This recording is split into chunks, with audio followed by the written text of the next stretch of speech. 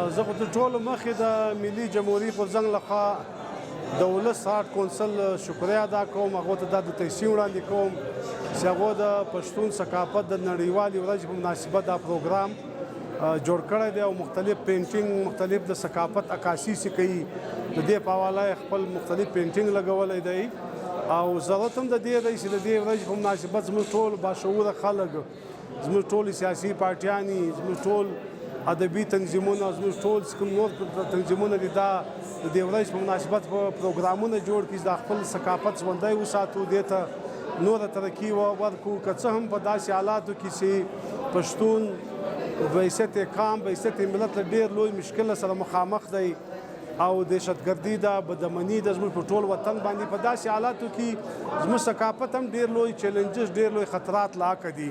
نو دا زموږ د ټولو مشترکه فریضه ده چې د دې مخنیوی وکړو، خپل ثقافت دفاع وکړو او خپل ثقافت ته ترقي او ترویج ورکړو.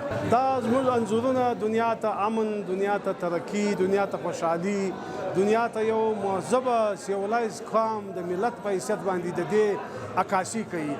او زموږ د ملت د قام متعلق کومې پروپیګنډې دي دا د ریاست استعماري او پښتون افغان دشمنه پالیسي ده.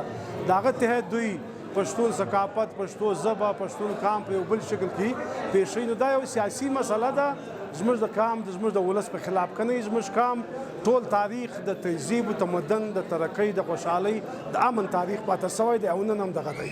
څرنګه ورځې زموږ په ټول قام کې دغه شعور ته نوره وده ورکولی شي، زموږ د قام د خلکو د باشعوره انسانانو توجه نوره دې خواته راړولی شي چې دا زموږ یو ملي فریضه ده چې خپل د ثقافت دفاع وکړو، خپل ثقافت ته ترقي ورکړو او خپل هغه دودونه، هغه خپل قدرونه چې دي دا خپل کو په ژوند کې او د قام او د ملت خپل تهذیب ژوندی او مخ په وړاندې باندې وساتو.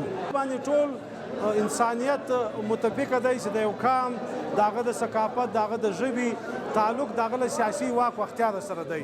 محکوم قومونه، مظلوم قومونه، محروم قومونه د هغو ثقافت ژبې ته هم ډېر لوی چیلنجز دي.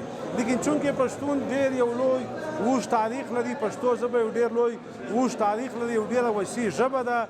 د دې استعمار او د سامراج او د دې پښتون افغان دشمن قوتو د ټولو سازشونو باوجود هم زموږ ژبه هم ژوندۍ ده، هم مخ په وړاندې روانه ده. زموږ د ادیبانو، زموږ د شاعرانو، زموږ د باشعوره خلکو، زموږ د قومي طریقو د برکت او د جدوجہد له کبله.